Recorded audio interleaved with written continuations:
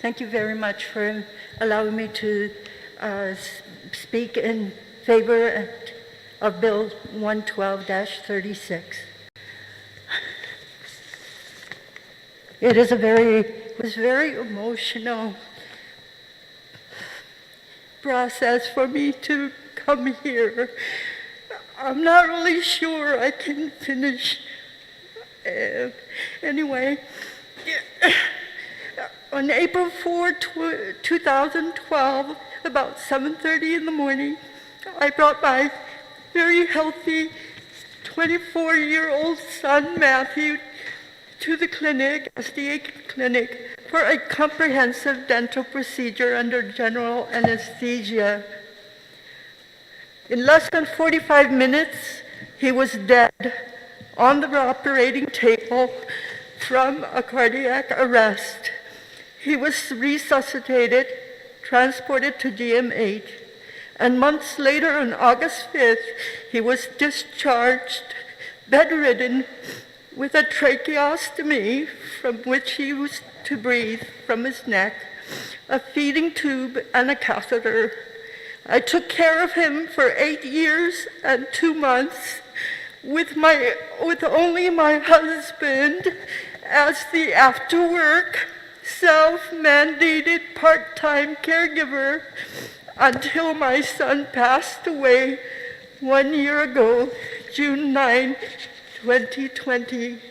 And this is what he looked like after he left the hospital.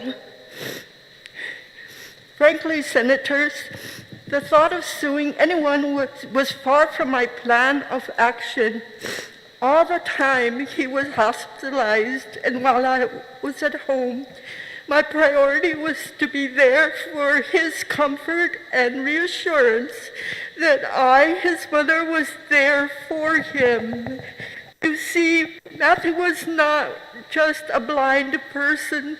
He was born without eyes. By the time he was 13 months old, he had a 6-word vocabulary. How many of you can say that? But he became nonverbal, losing all those words by the time he was 2 years old. Before April 4, 2012, he was a healthy young man who needed dental work. As a person with developmental disability, he just could not sit through not even a minor examination, and that's why we decided he had to go under general anesthesia. And now he was bedridden and required 24/7 care. Matthew's simple joys were taken from him. He could not go out on Wednesdays with his stepdad, my husband, to Chamorro village to enjoy his shish kebab, a soda, and to dance to the live music.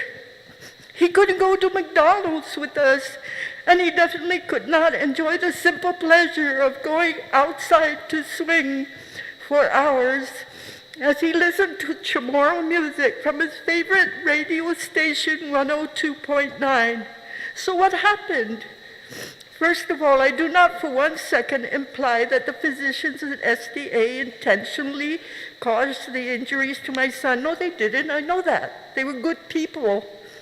They sent him for a number of tests and numerous blood work and ascertained that he was healthy and able to withstand being under general anesthesia. They did everything right. He passed all those tests prior to the procedure, but on the day of the procedure, the process went downhill. This is the sequence of events. That morning we were greeted by the anesthesiologist. We all discovered that I should have received a prescription medication to administer to Matthew 2 hours prior to bringing him to the clinic for the procedure. Ms. Espinosa, you have 1 more minute, just Really? letting you know. I did not get the prescription for a pill that was intended to relax him.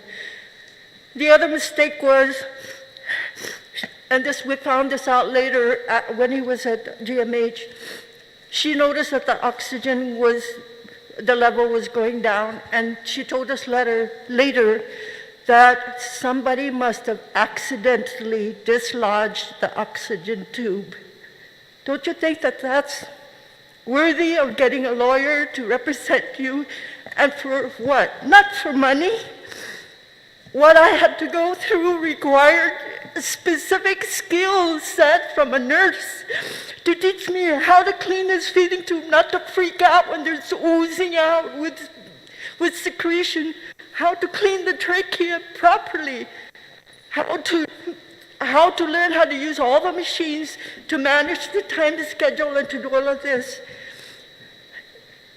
I did get some help later, but all the suffering, I almost suffered a nervous breakdown the third day he was home. And I just hope that you will all find a solution. Everybody's going to have to give and take. The doctor's going to have to bend a little. The lawyer's going to have to bend a little. And I'm also thinking that maybe you could set aside some funds to the protection and advocacy, which is the legal arm for people with developmental disabilities. They were not able to help me whatsoever. Thank you. Ms. Thank you so much for the time. Thank you very much, Ms. Espinosa, and for waiting during the last hearing as well. Dr. Berg?